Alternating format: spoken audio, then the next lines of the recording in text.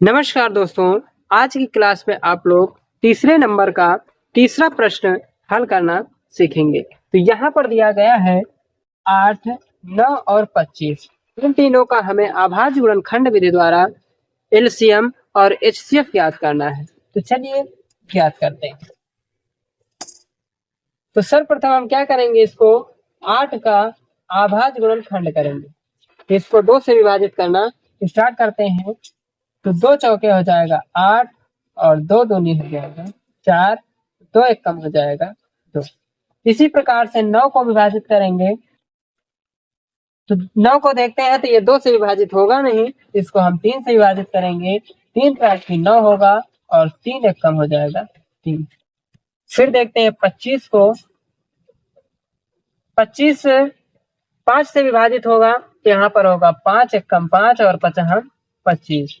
फिर हो जाएगा 5 एक कम 5। इस तरीके से आप इन सभी का आभाज्य गुणनखंड बिल्कुल आसान तरीके से कर सकते हैं। अब इसका हम एचसीएफ निकालेंगे। यहाँ पर पहले लिख देंगे कि 8 के आभाज्य गुणनखंड का अंक 2 है, फिर 2 है और 2 है। इसी प्रकार से 9 के लिखेंगे 3 गुणे 3। फिर इसी प्रकार से 5 के लिखेंगे 25 के लिखेंगे तो हो जाएगा 5 गुणे में 5। अब इन तीनों का हम निकालेंगे एचसीएफ। तो एचसीएफ के लिए क्या होता है, ऐसी संख्या जो तीनों को विभाजित करती है। तो यहाँ पर देखते हैं, तो ऐसी संख्या को अगर हम लिखें, एक होगा जो तीनों को विभाजित करेगा। तो इसका जो एचसीएफ हो जाएगा, तो यहाँ पर लिखेंगे एचसीएफ बराबर, यानी कि एचसीएफ किसका निकाल रहे हैं, 8, 9 और 25। तो इसका हो जाएगा 1। अब एलसीएम निकालेंगे तो लिखेंगे एलसीएम 8, 9 और 25। यहाँ पर देखते हैं, इन सभी को हम नोट करेंगे और सभी का मल्टीप्लाई कराएंगे, क्योंकि यहाँ पर देखा जाता है, ये नहीं देखा जाता है कि संख्या कौन सभी को विभाजित करती है। इसमें सभी को नोट किया जाता है। तो यहाँ पर लिखेंगे 2 गुणे में 2 गुणे में 2, 3 बार 2 लिखेंगे। फिर 3 गुणे 3, फिर 5 गुणे 5। अब इसका हम क्या करेंगे, मल्टीप्लाई कराएंगे।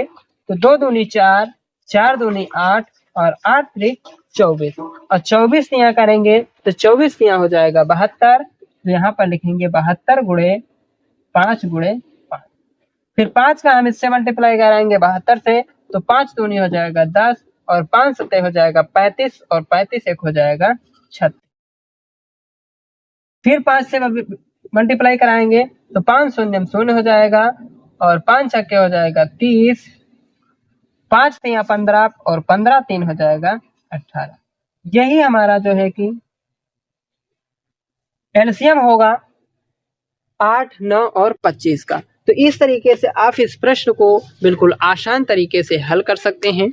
तो आशा करते हैं आप लोगों को ये प्रश्न बिल्कुल आसान तरीके से हल करना समझ में आ गया होगा। फिर मिलेंगे, जल्द मिलेंगे एक नई क्लास में।